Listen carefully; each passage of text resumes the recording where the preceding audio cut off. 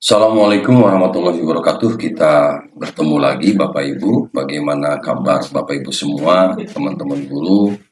Saya doakan mudah-mudahan semuanya dalam keadaan sehat walafiat, banyak umur. Amin ya rabbal alamin. Bapak Ibu, tidak terasa tahun ajaran baru sudah mulai masuk ya Bapak Ibu. Untuk itu persiapan perlu kita lakukan, terutama untuk kelas 3, 4, 5, 6 ya, yang akan sebentar lagi untuk melaksanakan MPLS, masa pengenalan lingkungan sekolah. Dan bagi kelas 1 dan 2 untuk jenjang sekolah dasar itu diisi dengan program gerakan transisi PAUD ke SD. Nah, kali ini admin mencoba untuk memberikan contoh program MPLS kelas 3 untuk jenjang sekolah dasar. Itu Bapak Ibu silakan nanti disimak sampai selesai.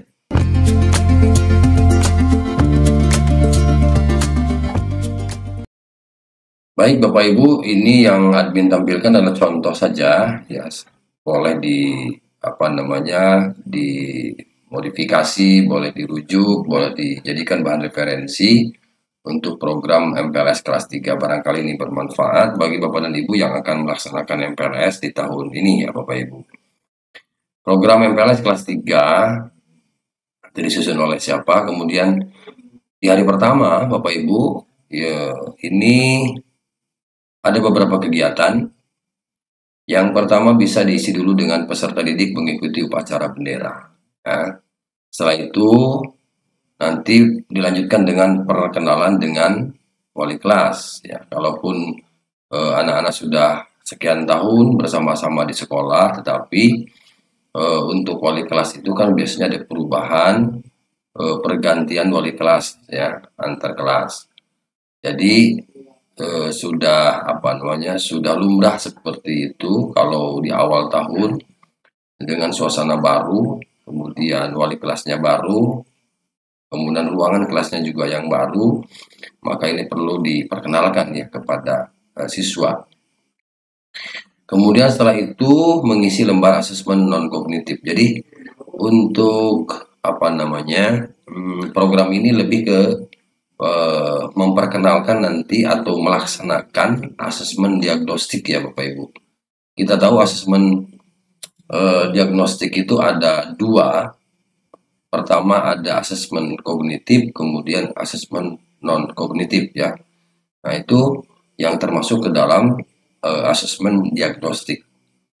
Jadi alangkah baiknya ketika proses MPLS ini berlangsung di kelas 3, 4, 5, dan 6 untuk jenjang sekolah dasar, kita mengisi dengan melakukan asesmen diagnostik, baik itu non kognitif maupun kognitif. Itu dari pertama. Kemudian masih dari pertama, ini adalah gambaran diriku, artinya memperkenalkan sekaligus anak mengeksplorasi diri ya, mulai dari nama panggilan, kemudian umurku. Nah di sini bagusnya nanti diisi ya berapa tahun, kemudian anggota keluargaku, kemudian aku ini nih kesukaan Bapak Ibu. Jadi nanti ditanya anak-anak Bapak Ibu ya tentang umur, kemudian anggota keluarga, siapa saja yang ada di rumah, begitu tinggal dengan siapa, gitu ya Bapak Ibu. Kemudian kesukaan, makanan dan minuman kesukaan, makanan, kemudian minuman, warna yang disukai, hobi, kemudian permainan.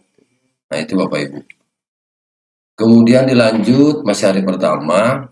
Nah nanti juga kita tanya tentang kegiatan selama di rumah misalnya ya. Nah, aku suka belajar dengan cara apa? Aku belajar di rumah bersama siapa? Kemudian hal yang disukai, hal yang tidak disukai. Karena ini termasuk kepada asesmen non kognitif ya Bapak Ibu. Nah, kita lihat. Ini adalah termasuk asesmen non kognitif, ya. Mengisi lembar asesmen non kognitif. Nah, pertanyaan-pertanyaan seperti itulah yang termasuk kepada asesmen diagnostik gitu, untuk menggali kemampuan anak memahami, kemudian mengenali yang ada di lingkungan sekitarnya. Kemudian hari kedua sekarang Bapak Ibu. Di hari kedua, yang pertama membuat kesepakatan kelas.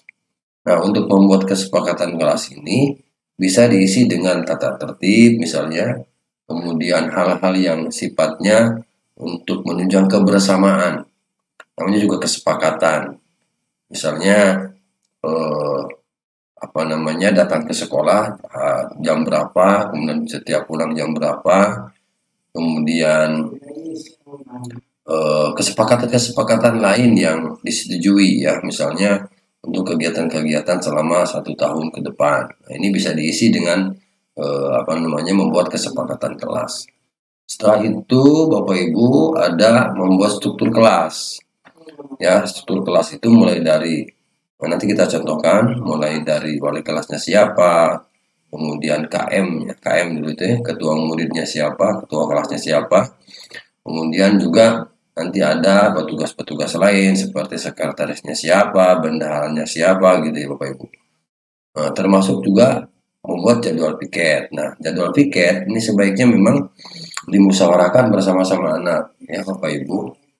Eh, untuk apa namanya bahan referensi atau sekedar untuk bahan acuan bagi anak-anak, ini tentu ada bimbingan dari guru. Misalnya di setiap hari itu kan ada jadwal piket itu ditunjuk salah satu koordinatornya yang barangkali bisa dijadikan panutan bagi teman-temannya. Nah, setelah itu baru menuliskan nama-nama anggota di bawahnya, ya begitu untuk jadwal piket. Nah, ini untuk demi pemerataan lah begitu, ya. Ini sekedar contoh saja. Jadi jadwal piket ini sebaiknya nanti bersama-sama disusun dengan anak. Kemudian, nah ini contohnya jadwal piket Senin, Selasa, Rabu, kemudian Kamis, Jumat, Sabtu, gitu ya Bapak Ibu. Lalu membuat kesepakatan kelas. Nah, di sini dituangkan kesepakatan kelas misalnya Bapak Ibu. Contoh misalnya kesepakatannya tidak memakai sepatu ke dalam kelas ya atau sendal ke dalam kelas. Sepatu itu disimpan di luar ya, simpan di rak sepatu. Contoh itu misalnya.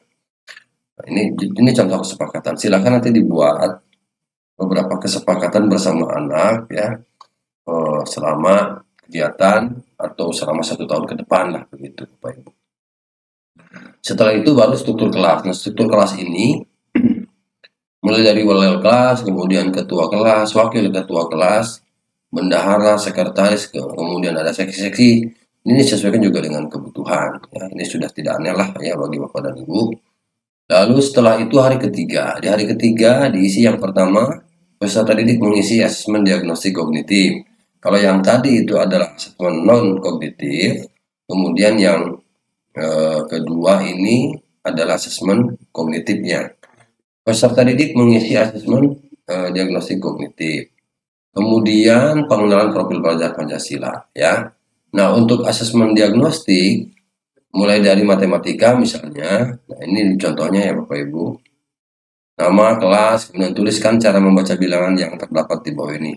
Ini kan ada angka 9 dan ada angka 2, berarti 92 ya. Kemudian ada angka 3, dan angka 8, 38 dan seterusnya. Lalu ini contoh saja Bapak Ibu. Kemudian asesmen diagnostik ke bahasa Indonesia. Tadi kan matematika, ada bahasa Indonesianya. Dan di sini ada narasi, ada bacaan, tuliskan nama kelas, bermain sepak bola dan seterusnya gitu ya.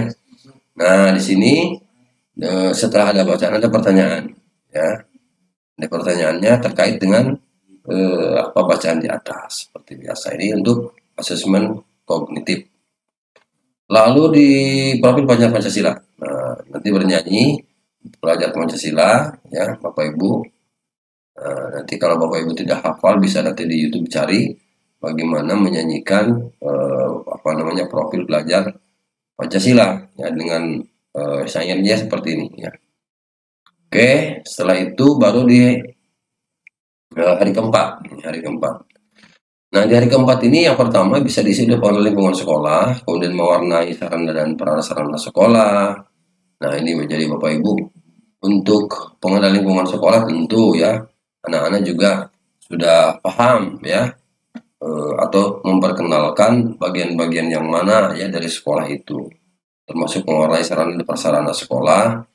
Mungkin ada pengecatan ruangan begitu ya, ada menghias kaca ya seperti itulah. Kemudian seni budaya, asesmen diagnostik seni budaya. Nah, untuk seni budaya di sini bisa diisi dengan menggambar, ya. Di sini perintahnya adalah gambarlah apapun yang ingin kamu gambar dan warnailah sesuka hati. Nah, gitu ya Bapak Ibu. Nah, inilah untuk sekedar contoh ya Bapak Ibu. Oke Bapak Ibu, itu apa namanya sekitar gambaran MPLS di kelas 3. Ini sebenarnya bisa dicontoh juga di kelas 4, di kelas 5, dan di kelas 6. Hanya kebetulan yang admin ambil ini salah satu contoh dari MPLS untuk kelas 3 gitu ya Bapak Ibu.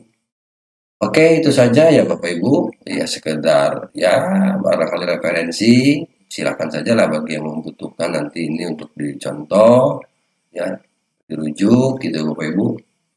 Sehingga ya, bisa bermanfaat ya bagi anak-anak dan juga bagi teman-teman guru yang melaksanakan program MPLS.